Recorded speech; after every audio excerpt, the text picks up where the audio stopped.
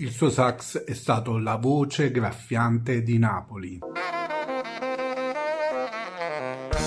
Sto parlando ovviamente di James Senese, che purtroppo è venuto a mancare in questi giorni proprio mentre mi accingevo a scrivere un video su di lui e sulla sua storia. Se non lo conosci, vai subito a casa a sentire i suoi pezzi, ma prima metti like, condividi il video e entra a far parte anche tu dei celebrissimi. James Senese è nato a Napoli nel 1945 nel quartiere popolare di Miano. È uno dei figli della guerra. La sua nascita è stata un po' come quella di Ciro nella canzone Tamuffiata Nera, canzone che tra l'altro James ha dichiarato in più interviste di odiare perché lui la riteneva troppo razzista. Figlio di un soldato americano e di una donna di Miano, si ritrova quindi a crescere senza un padre. Prende il cognome della madre, Anna Senese, ed il nome del nonno Gaetano. La sua infanzia purtroppo è segnata dalle difficoltà, ha esperienze di bullismo perché era apparentemente diverso dagli altri e inoltre da giovane, come anche da grande,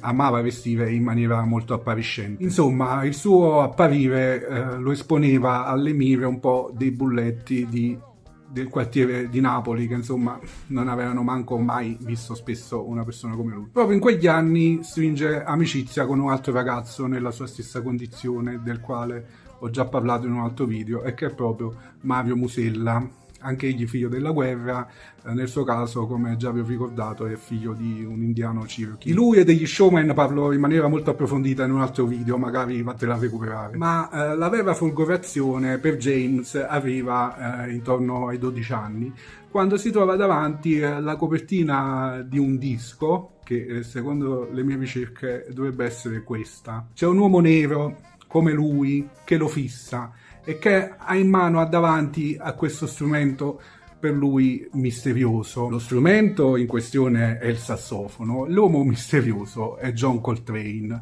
Da lì nasce un amore viscerale per il sax e per il jazz. È una sorta di illuminazione, si mette nelle orecchie della madre e la convince di comprargli un sax, fin quando, anche perché era abbastanza costoso, fin quando si convince la madre di comprare lo strumento, e James inizia da subito ad andare a lezione e a studiare tutti i giorni lo strumento. Questo strumento diventerà la sua arma, la sua difesa contro le offese delle persone e contro l'emarginazione e contro l'ingiustizia.